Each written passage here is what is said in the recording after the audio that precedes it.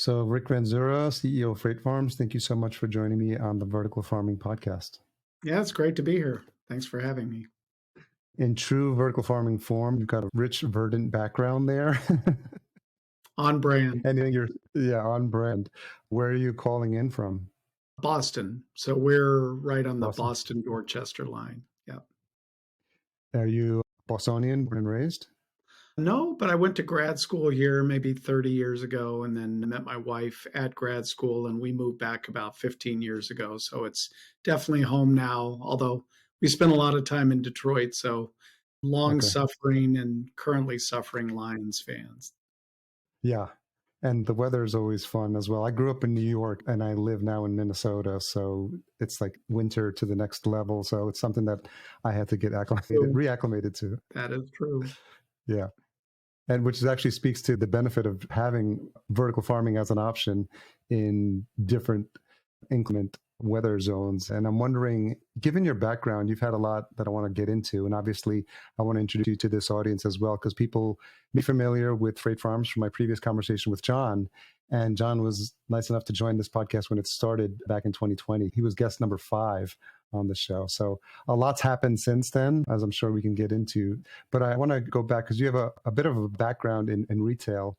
And I want to talk a little bit about your entry into the world of food and agriculture. But I was interested, you spent some time at Borders Group in a couple of different stints.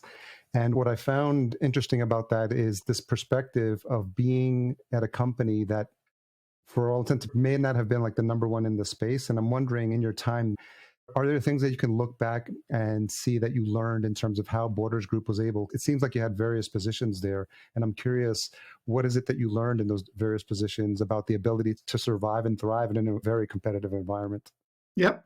So it's interesting. At one point, Borders Group, although our main competition, Barnes and Noble, was larger, we were actually more valuable. And at the time we were more valuable, it's because we had a very clear mission that we owned around how we differentiated from customer service to bookseller knowledge around the category to customizing inventory by local city. And then over time, we just, I would say, kind of lost our way and started to chase a lot of the things that Barnes and Noble and did well. And as I've said many times, we went from, in some ways, being the best version of ourselves, which was pretty darn good, to being an inferior version of Barnes and Noble because we were chasing a lot of what they did. So that was, I would say, one learning, which is the way you're going to make it in any consumer-facing business, really any business, is you have to understand what makes you unique. And you always need to evolve as the world evolves, but maintaining what made you unique. And sometimes that can be a trick. And that sort of relates to my second Borders experience that directly relates to Freight Farms, which is my boss and I met with Jeff Bezos in 1997. And he had brought his head of business development, finance guy. And anyway, he spent the whole meeting saying, you guys are the big guys. We just want our little share. And basically the deal was we could get percentage of Amazon in exchange for handling distribution for them.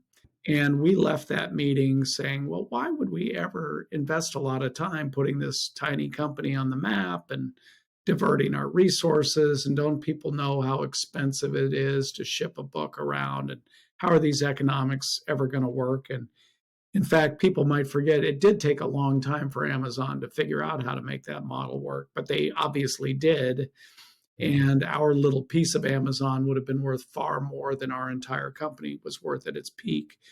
So anyway, I think that's a good example. And vertical farming, I think, suffers from this of seeing what exists today versus what can exist in the future and how much value you can create if you really focus on where that huge opportunity lies. And that was a big part of what brought me to Freight Farms, is really understanding how big the potential could be. And after that Borders experience with Amazon, I said, I never again am going to allow myself to be short-sighted and overly analytical about where something is today versus thinking about what can be in the future. And The promise in our industry is huge. So that promise was a big part of what attracted me to freight farms. That's an interesting perspective, and especially to have had that experience and have that meeting with Jeff and understanding maybe the way his mind was thinking at the time, obviously thinking bigger and thinking of the potential. Do you see, or do you look back at conversations like that and think back then about like what might have been going through Jeff's mind in terms of like how visionary he was in terms of seeing the potential for what's there, even though at the time maybe Borders and Borders management didn't see that that was something that would make for a fruitful partnership? Yeah, in hindsight, and also, having talked to a lot of people who were senior executives at Amazon then and going forward, it's pretty clear he was telling us, in the meeting, we're just the little guys, but his whole, mission in life was get big fast, and that there were going to be huge opportunities created by having massive economies of scale and also being the best at serving the customer and always keeping the customer relentlessly number one. And I would say that was, I think, the key insight is his vision, it turns out, wasn't to be the world's largest bookseller at all, even though that was their original mission. His mission was to be the world's leading customer-centric company, and thinking about it in broad terms. And if you really are at the heart of customer experience, what's all of the value you can attach to that? And I think it's that breadth of vision that allowed him to be willing to go in a direction like AWS, which obviously has very little on its face to do with selling books over the internet. And by the way, their initial value proposition was this inventoryless, super high ROI model, which of course now they control distribution in an integrated way. So they've totally changed that model. But what hasn't changed is his relentless focus on customer value and what can happen if you own that customer relationship. And so I've learned a lot from that, being flexible in how you get to the end, but being pretty rigid in what is sort of your North Star and what's going to make you different. You mentioned Detroit, and what I think was interesting is, and this, you talked about AWS as well, and building the infrastructure or the piping of the internet. And we've had several conversations with CEOs on this show about what's happening with vertical farming companies and keeping a lot of their infrastructure and their ways of doing business close to the vest, not sharing best practices, maybe not looking for opportunities to partner with other companies where there's opportunities to see if there's synergies. And I mentioned Detroit because obviously the example there is with the Detroit automotive industry and then the whole infrastructure that was created for all the suppliers that supported all the major manufacturers. And I'm wondering if you think, I don't see that there's anything happening to that extent now, but because of all the different ways, and, a lot of the dirty little secrets of some of these, when we talk to vertical farming companies is, when you look behind the curtain, there's a lot of bubble gum and scotch tape in terms of making a lot of these systems work and like piecing together systems that are, maybe international and not with universal standards. And so I'm curious, just because you mentioned that, if you see that there's an opportunity within the world of vertical farming from your experience so far, to do more of that, to see if there's ways to partner in a way that's beneficial for the entire industry, to leverage best practices, to leverage, ways of or systems that could be working together, operability standards. I think of those things. Yeah, 100%. And I've definitely had several of those conversations with other companies in the industry. Obviously, it's a tricky thing because investors, a lot of what they're investing in is IP and differentiation, et cetera. But, certainly my point of view is this industry is so young, and so much of this is about growing the market as opposed to each of our individual successes, that the right model is definitely going to be co-opetition. So Yeah. we have to recognize we all do need to develop and protect stuff that makes us unique and special, but at the same time, we're all going to benefit from things like, I was talking to another recent industry participant about a lot of R&D work they're doing on light spectra. Well, Mm-hmm. we're all going to wind up doing a lot of that same thing. So we all could shortcut if we could find a way to share a lot of that. And again, our market will just expand as a result, as well as other use cases. I think another piece that would be really important for the industry is I do think we've suffered occasionally from needlessly either bashing each other or bashing other forms of farming. And Yeah. the reality is, at least from my perspective, climate change is real. Declines in arable land are not going away. Pressure on fresh water is not going to go away. And no one form of farming is going to solve the whole problem. Every form of farming has its right role, including very old forms of farming. And what we all should be doing is working together to make all of our forms of farming better, more sustainable, and rooting for each other along the way. Because frankly, one resource issue we all face is farmers themselves. You know, the average Yeah. age of a farmer in the US is over 60, and all of us need to make farming a more exciting, successful, easier to handle profession to the extent that's possible. So I really do root for everybody. I root for all forms of vertical farming. I think we're all going to be needed in the long run. And so back to your original question, co-opetition is going to get us all there, I think, a lot faster than if we're all just doing our own thing and forcing everybody to duplicate investment trying to solve the same problem. Yeah, it seems like the slogan writes itself, make farming great again. We just got to spread the word. So after your time at Borders, and correct me if I'm wrong, but then your first foray into food was as co-chief operating officer at Panera. Yep. Is that correct? Yeah. How was that experience moving from, the world of food? Because obviously it foreshadowed some of the future roles you would hold as well. And it was different about your time at Borders and what you learned at Panera.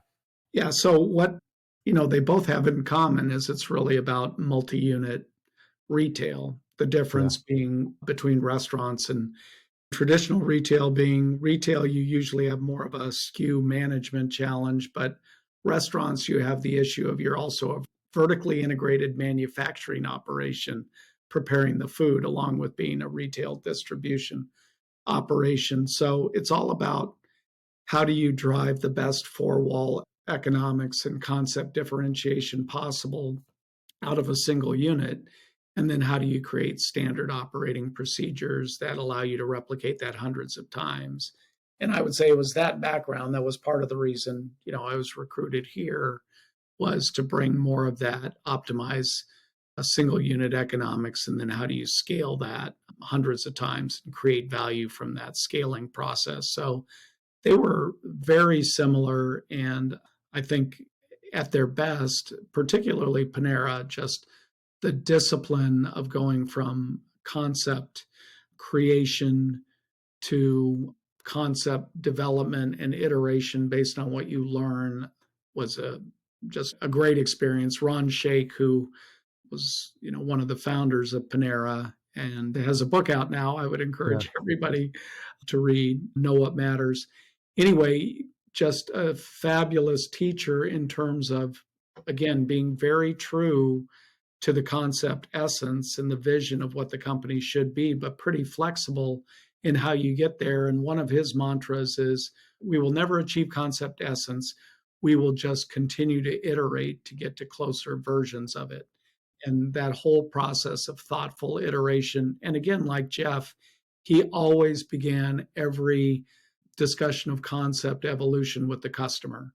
And it's surprisingly rare how many retail and restaurant concepts truly start with the customer first and then work backwards, as opposed to start with target economics and work forwards. So moving on from there, speaking of restaurant concepts, you spent 7 years with Wahlburgers as well. And as the original CEO also, I might add. So what was it about that opportunity? It seemed like something that was interesting, and maybe I'm curious about your thought process in deciding to accept that position. Yep. Well, for one, I live in Hingham, Massachusetts, and Paul Wahlberg, who's the chef, also lives in Hingham. So that sort of created a natural connection. But I got involved as they were building the first restaurant, and I was looking forward to running something. And when I looked at the concept, I thought just the design, the way they were approaching it looked interesting, looked smart. But what really captured my attention was, again, back to what is sort of your unique selling proposition. What do you have to offer the world? to my knowledge, to this day, is still the only example of kind of world class celebrity with true culinary chops, all within Mm. one immediate family. And Paul has a fine dining restaurant, Almanove Fine Dining Mediterranean in Hingham. That's a very good restaurant. And so I was really intrigued with this. What happens when you combine that really top level commitment to culinary excellence with everything you can drive out of the celebrity side of the brand? And yeah, that was a great experience. I would say a lot of highs, a few lows, but never a dull moment. I'm curious in your time at Panera and at Wahlburger, if and now obviously with Trade Farms, I'm curious about your thoughts about when we talk about this last mile. Like this is something that's come up a lot in these conversations, and it's not something really that was top of mind for folks until something like COVID hit, or the Ukraine war, and people start thinking about where their food is sourced from, how much food has to travel, produce especially has to travel to get to the final destination. And I'm wondering if you encountered any challenges with that in your time at Panera Wahlburger, and also if that's more present and top of mind for you as you start learning more about the intricacies of how food is delivered within vertical farming. Yeah, I would say supply chain challenges in general, obviously, are something in the restaurant industry try to address. I would say in the example of Panera, they have regionally distributed fresh dough facilities exactly for that reason, to realizing that you're going to create a lot more value out of the bakery side of the business if you really control that whole supply chain, and it's a local responsive supply chain so you don't deal with long supply chain issues. Certainly for us here, I would say that came screaming during COVID. I mean, the amount of inquiries we got from both grocery stores and restaurant chains that said we can no longer reliably supply something that's core to our menu really popped out. And certainly I had plenty of discussions on the Panera side about some of the things they're going through. So yeah, absolutely had been an issue. I would say the awareness of that issue definitely accelerated during COVID. Thinking back prior to taking or being offered the position at Freight Farms, was what was happening in this space, when did it come on your radar? Either vertical farming, controlled environment, agriculture, ag tech, even, what folks are doing in the greenhouse space. When did you start to notice what was happening? Yeah, I mean, sad to say, it really only was a big focus when I got approached by a recruiter on this job. But I would say it was sort of perfect timing because, to be frank, while I was at Wahlburgers, my environmental interest was really colliding with the nature of what we do. I mean, we're selling hamburgers, and obviously cattle is a major contributor to the problem. So we were one of the early adopters of Impossible Foods in Massachusetts. We looked at a lot of different plant-based options. We worked on expanding salad category, but I knew at the end of the day, we're fundamentally a burger chain. And from an environmental interest standpoint, that was always going to be a challenge. And so one day, my middle daughter, who, for lack of a better way of characterizing it, I would say is quite woke, essentially said, "Hey, Dad, way to live the capitalist dream, but when are you going to do something for, the planet and your legacy?" And that really hit home. And that was right about the time that this opportunity came up. And I would say I was already very well versed in the resource challenges we were facing with declining arable land and pressures on fresh water and climate change. So this just seemed like the perfect way to plug in something that I am still a capitalist. So it has to be a business model that I think ultimately can work and can scale, but it also, from a mission driven standpoint, it just hit perfectly for what I'm looking for at this point in my career. That makes sense.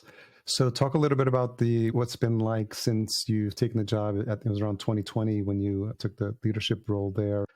Talk a little bit about how the company has changed and what you were tasked with there and what was on your plate. And obviously, there's a lot. People look at the first 90 days of a CEO's role and then everything that you had to think about in implementing. I'm just curious because there's a lot of leadership and fellow CEOs that listen to this podcast. And I'm curious about, what you saw when you landed there and when you're on the ground there, and then like what you had in front of you and what you've accomplished over the past couple of years? Yep. Well, let me start by saying full credit to John and Brad, the co-founders of the company, for getting the company to the point that it was when I joined, Yeah. because economically growing produce and shipping containers back in 2014, 2013, about as crazy, a notion as somebody could come up with. And it was just a lot of grit, determination, and smarts that took the company from where they were to where it got to when I joined. So, anyway, I really joined at the transition point from the leafy green machine, which was based on the notion of repurposing used shipping containers and outfitting them with LED lights, airflow, nutrient delivery, climate control to grow food, to having had that aha, which again, the aha was pre me, that there's a limit to what you can do with that approach, and transitioning to the greenery in sort of the late 2019, early 2020 timeframe, which is when I joined, of taking a bunch of IP and building completely new purpose-built containers that are optimized for growing produce. And that would just open up a world of yield improvements, precision growing, et cetera. So a lot of what I've been doing since then is just working on things to continue to fulfill the promise of that vision. So we're 5 generations of farms farther down the road of the greenery. In fact, with our international version, 6 versions farther along than where we started, each of which has had significant improvements in reliability and yield and precision climate control.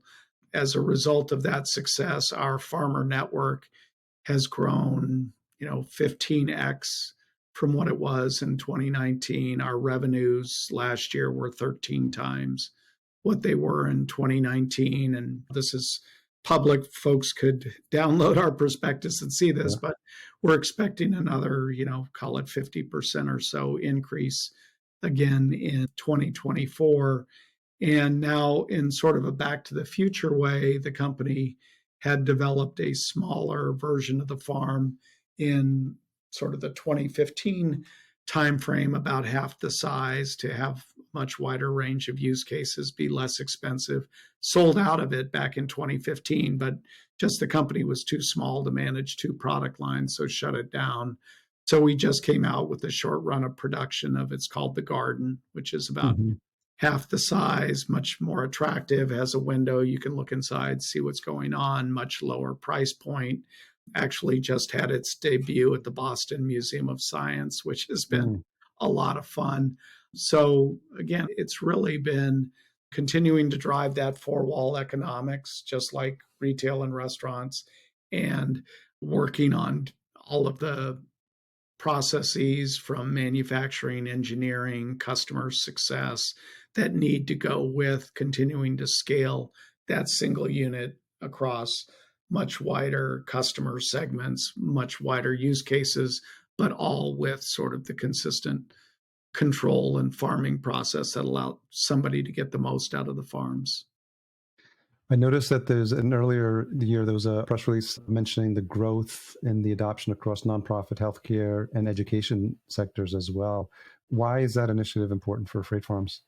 Well, for 2 reasons. One is wearing that capitalist hat. The other is wearing the mission-driven hat. So the capitalist hat, it's a huge market. Education, healthcare, veterans organizations, homeless shelters, food banks, et cetera. They all have a range of needs, whether it's food distribution, education, population engagement, particularly with youth or disadvantaged populations, et cetera, that create huge opportunities. But the other piece is just, it's a big part of, our missions around democratizing access to food and driving sustainability. And when people think about sustainability, a lot of time it gets reduced down to carbon goals. And those are obviously super important, but the UN has 17 different SDGs for a reason. And we hit on, we think, about 10 of those. And the majority of the SDGs get hit on really in nonprofit in Yeah. terms of education and empowering disadvantaged populations, et cetera. So again, both are really important for us. In terms of potential for what's on the horizon for having, given the time that you spent at Freight Farm so far, has there been any surprises for you in terms of the actual potential of what's possible, different than what you may have thought when you first took the job? I'll say the only thing that surprises me, and it obviously wound up being a negative for the industry, is how much hype and the valuations that were created in 2021. And to be frank, we were presented back then with some of those opportunities. And the issue with it, obviously, is if you have an extremely high valuation and to support that, you're raising a lot of money, in a lot of ways, forces you to waste money because you've got to come up with some hockey stick plan that supports your valuation. And you've got to come up with a use of funds that justifies how much money you're raising. So to me, one of the great ironies that what seemed like a treasure, this great opportunity, really in a lot of ways sows the seeds for future problems. So, and it's been talked about a lot by a number of different people, how we've kind of gone through the Gartner hype cycle, and 2021, early 22 was the apex of the euphoria at the beginning of the cycle. And then we went into the trough of despair. And, now I think we're coming out. I was at the Vertical Farming World Congress and talked to a number of the existing infrastructure players. And I think genuinely a number of them people don't disclose, but I felt good enough based on what I heard that I really believe that a number of players Mm, are figuring it out and they have yeah. models that are working because they've either found how to co-locate with renewable energy or they focused on a specific crop. Arrow Farms, I think, is a good example of a company that now through the pain that they went through post SPAC, they found microgreens Yeah. works. And yeah, it's not a $10 billion business, but if you say, I'm happy with microgreens, you can make a nice business off of that. So I think vertical farming now is going through the period of it's adjusting to reality, and the survivors are surviving for a reason and are Yeah. generally good operators. And they're all in the process of figuring out what's the right model for now, leading to the ultimate future where, again, unfortunately, climate change is real and all of the issues that created the hype around vertical farming aren't going away, and Hmm. things that are going to be tailwinds for vertical farming in the long run outside of the climate change issues, like what's going to happen with renewable energy. Over time, by definition, renewable energy has to be cheaper than non-renewable because it's renewable. Yeah. So I think in the long, long, long run, vertical farming in general, including the large infrastructure players, will be a huge industry. In the short run, we've now entered the period of reality where people realize you can't sell on what the world's going to look like 30 years from now. You've got to demonstrate that you have a model that works today. And I think we're going to see a lot of that showing up this year. It seems like the trend that you're headed in is really positive for the industry. And I think the recent Series B3 funding round in late 2022 was a testament to the support that you're getting from the investment community, but also the belief that the model that you have is working and adding value for the investors as well. I also noticed that you've got a new hire, a new CMO, and a new VP of software engineering. So I'm wondering how you think about from that leadership position, where's the right place to invest in terms of the growth of your team and with a forward-looking vision to where you want the company to be a year from now, 3 years from now? Yeah. Well, I would say investments need to occur throughout the business, and a lot of it work hand in hand. So our job number one is always going to be make the customer successful. In the Yeah. long run, there's no way you can have a successful business if you don't accomplish that mission. And that runs through the intersection of R&D and customer success team by and large, and connecting it with the sales process and the sales team. Having said that, marketing is hugely important because at the end of the day, our ability to invest in R&D at the level we would like, our ability to provide that customer support at the level we like, obviously gets much easier at scale.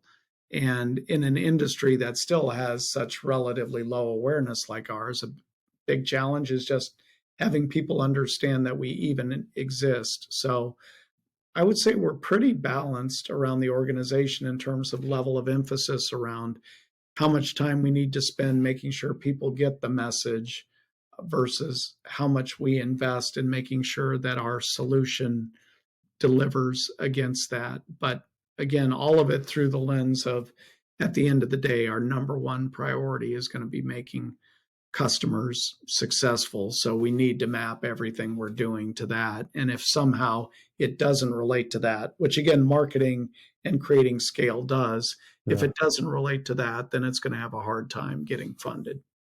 Yeah, that makes a lot of sense. I'm curious in the different roles you've had in a leadership position. And obviously, as you learn more with each position, you mature and learn from your mistakes. I'm curious what your experience has been and how you've changed your leadership style over the years based on all the experiences you've had to current day.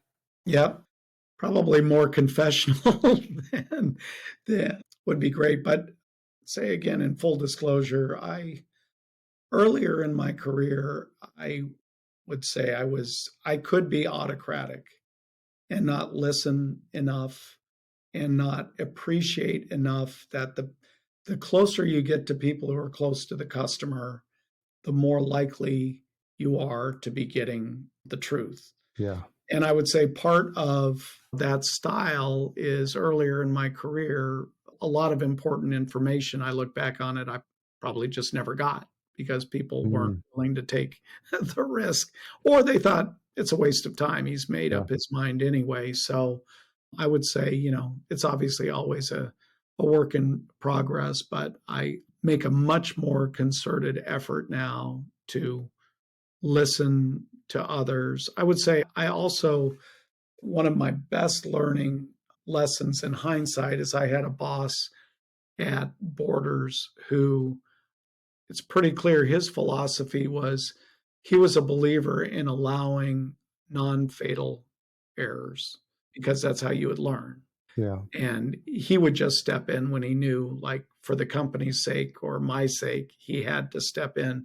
But he gave me a lot of freedom to try things that, in hindsight, I think he at the time suspected I was doing something that wasn't the right decision, but felt like for his personal growth, it's going to be better for him to find this out himself than for me to say, no, this is what you want to do.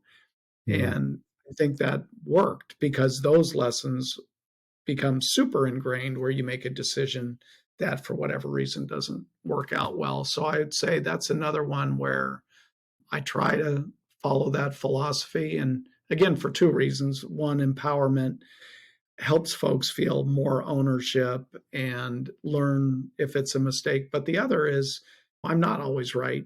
And there are plenty of times where somebody has elected to do something that at the time I thought I wouldn't have done that, Yeah. but I see how it works out. And I'm like, what do you know? Their idea was better than mine. So I'm glad I gave them the freedom to do something I wouldn't have done. So that's really it. More listening, more understanding what you don't know, and also team Yeah. composition. Like, to me, it's super important to have a good sense of self because as you're building a team, a big part of building the team is making sure you have complementary skills and gap fillers. And you're not going to do a good job of identifying the right gap fillers unless you're willing to acknowledge you have gaps that need to be filled. Yeah, it's a very humbling approach, and it's a testament to showing how much you've learned from your mentors, the folks that were helpful for you along this journey, and also how much you understand the importance of getting insight from everyone on the team. Because as you might have already experienced, if you give them the safe space to express ideas that may not be the right idea or in the moment, but just show a forward way of thinking, I think they'll feel more comfortable with sharing new ideas going forward. Yep. Yeah. So as you think about the challenges that we face in the vertical farming industry, and we talked a little bit about marketing, how do you think what can we do better as an industry when it comes to sharing the benefits of vertical farming? Obviously, because of the podcast, I think about it myself as I walk into the grocery store and I head straight to the produce aisle and my eyes are locked in on where are the vertical farming companies or where are at least the greenhouse companies. And I've been noticing my buying habits changing dramatically as I become more and more aware of the benefit of what we do. What do you think are going to be some of the challenges? As you mentioned, it's the new space for people who are not immersed in it on the day to even explain the concepts, to understand, explain the benefits. I had a challenge with my own dad when I was telling him about the podcast, and I was like, "Hey, did you know your leafy greens travel 3,000 miles from California to get to the plate?" And it didn't even sink in. I mean, it wasn't even enough for him to think maybe I should consider. It's almost like if it's not broken, why try to fix it? So I'm wondering if those are some of the headwinds that we're running into here. Yeah, I think there are two issues. One is having common agreement on the main problems we need to solve. And I actually think there in the meetings and the groups I've been involved in, we can get there relatively quickly. But the second, and where it sort of breaks down, is how do you convert that into sort of agreement on an action plan and how we all participate in that action plan, whether it's funding or whatever level of participation it needs to be. And a good example of that is, I was with one group, CEO group, where the topic was, well, how do we think about our positioning versus organic? And everybody sort of unanimously agreed what we should be doing is, rather than fighting the battle to be labeled organic and everything you need to do there, claim the higher position. I mean, we're cleaner than organic. We're more transparent. Obviously, organic, and again, organic plays a role, and I'm all for it, but you can have an organic farm right next to a cattle field, and Yeah. that's going to create a set of issues. You don't have those issues in vertical farming. But then the breakdown is sort of, okay, well, for us to get that message across as an industry, because we would all benefit from it, how would we fund it? How would we agree on the communication plan, et cetera? And that sort of takes time and it takes resource. And I do think, again, from my view of the world, and others, depending on the organizations they're in, I'm sure have slightly different views of the world, but everybody right now is so intently focused on this current mandate of proving unit economics and the viability of vertical farming that a Yeah. lot of how we would cooperate, because that takes an extra level of effort to cooperate, and it takes some time to actually see the benefit of that cooperation. Everyone right now is so focused on their own journey toward on that path to profitability and viability that I think it's sucking up a lot of what would be good intention around the value of cooperating around these issues, but just the resourcing and the prioritization around it hasn't been high enough.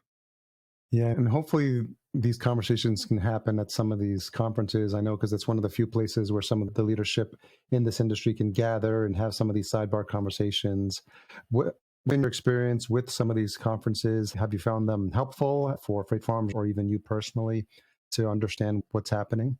Yeah, I think they are great vehicles for meeting others in the industry, having these discussions. It's super efficient from that standpoint. Whether you're an exhibitor at a conference really comes down to what you're trying to accomplish. So if you are a vendor to others in the industry, then I think it's a great vehicle. Again, to be honest, for somebody like us, where our end customers tend to not be the folks who attend industry conferences, to invest money as a marketing vehicle is a challenge to see the payback. But again, the investment on time, knowing that so many people in the industry are all in one place and you can be so efficient at meeting them, it's great for that. This question may change day to day, but what's a tough question you've had to ask yourself recently? It's a tough question. I'm trying to figure out which one I would focus on. I mean, right now it's how do you balance the time commitment of trying to complete the process we're working on right now while also running a business, Yeah. which again, a lot of folks right now are dealing with that because fundraising in our industry, and certainly when it's through the lens of trying to go public, is a non trivial exercise. So, time management, how am I going to manage work obligations and home obligations Yeah. and multiple facets of work? That's probably number one right now. Yeah, you're probably not alone there. So, as we get close to wrapping up, I like to leave some time at the end of these conversations because of the nature of the audience, and it's a lot of your fellow colleagues in the vertical farming space. Is there any message that you have for your peers in vertical farming, in CEA? I just, any thoughts, because you have this ability to speak to them, because a lot of them, like I said, listen to the show. So, anything that comes to mind for you in terms of a message, of a broad message, or a message to the broad industry? Yeah, I think I already delivered it, but my number one would be let's support each other. Yeah. And again, support doesn't have to mean open book information sharing and I open up my calendar to do nothing but talk to other people and help other people. We all have to run our own business. And for each of us, making our own business successful is going to be priority number one. But I do think that for us collectively, this is much more of an issue around growing the total market than it is for each of us maximizing our respective share of the pie. There are still so few industry players, and we are still such a minuscule percentage of produce production in the US that if we could grow this market at a highly significant rate, there's more room for all of us to succeed. And I think part of that rooting for each other is sharing our successes and celebrating our successes as much as possible. I mean, one thing about the process we're going through now is we'll have to share our information. That's just part of going down the path to being a public company. So hopefully we'll help the industry by putting points on the board, and hopefully Yeah. people will root for us in that journey, just like there have been plenty of examples on LinkedIn where somebody else in the industry has celebrated a success, and I've celebrated along with them, and I plan on continuing to do that. And again, having all of us celebrate all of farming and thinking about ourselves as part of a large farming ecosystem, each component of which needs to continue to get better, and we need to root on everybody. So again, as the expression says, a rising tide lifts all boats. So right now, I think focusing on the tide's more important than whether our boat's ahead of the other boat. And in keeping with that nautical theme, it is an all hands on deck moment, because if everyone was going full steam or we doubled or tripled the output, there's still a lot more to be done. And like you said, it's just such a minuscule part of what's actually consumed on a global scale. So I think there's a lot of work to be done. And I think having that mindset of everyone chipping in and doing their part and being open to contributing and cooperating and sharing where appropriate, I think that's really industry in the right direction. So thank you for having that approach, and applaud you and Freight Farms for being a leader in this industry. And I want to thank you for taking the time to come on the show. I know you've got a busy schedule, but I just love sharing stories. Origin stories are my favorite. And I love to hear, it's such a new industry, how people got into this, what keeps them motivated and what keeps them excited to be in here, because I feel like there's a lot of potential, and every new person that comes in and hears these interviews can see the opportunities. So I want to thank you for sharing your journey so far with Freight Farms, because I think it's very inspirational. Oh, thank you. And I would just part by saying I've had a lot of really fun, interesting jobs, but this is by far the most rewarding. And there's a Native American proverb that always hits me hard that goes, we don't inherit the earth from our ancestors, we borrow it from our children. And here's our chance to play our role in paying back a little for our kids, which in so many ways I think is important. So I think we also all should celebrate that as Yeah. well, because I know the overwhelming majority of people in this industry are in this industry as much because they want to make a difference in the world Yeah. as they want to make a lot of money. And that's awesome. Hopefully, as an added bonus, your daughter now thinks you have a cool job. She definitely does. She definitely does. Much better. Yeah. Well, thanks again, Rick. I really enjoyed our conversation. I'm glad the listeners will get a little bit more insight into what makes freight farms tick and your journey so far. Great. Thanks. Appreciate being on the show. Okay. Likewise.